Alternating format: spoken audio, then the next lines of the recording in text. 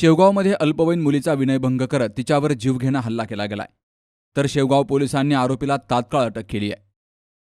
काल शुक्रवारी सायंकाळी 4च्या सुमारास पांढऱ्या रंगाचा फुलबाह्यांचा शर्ट आणि काळ्या रंगाची जीन्स पॅन्ट तसेच गळ्यामध्ये भगव्या रंगाचा रुमाल परिधान केलेली मुलगी आणि दुसरी मुस्लिम धर्मीय काळ्या रंगाचा बुरखा परिधान केलेली मैत्रीण दोघेही मोटारसायकलवरून शेवगावच्या कुंभार गल्लीतून जात असताना शेवगाव येथील सलाउद्दीन हसमुद्दीन शेख नाईकवाडी मोहल्ला आणि गुलाम गोश कुरेशी हे दोघेही स्कूटीवरून आले आणि त्या दोन मुलींच्या गाडीसमोर गाडी आडवी लावली.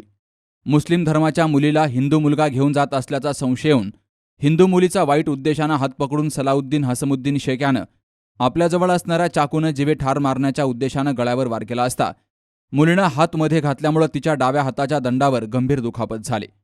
हा गुन्हा घडल्यावर सलाउद्दीन शेख फरार झाला. मात्र पोलीस निरीक्षक संतोष मुटकुळे यांनी शिताफीनं पकडून या आरोपीला गजाआड केलंय. तर शेवगाव पोलीस ठाण्यात गुन्हाही दाखल करण्यात आलाय. Jayprakash Bagade, C news Marathi, Shevgaon.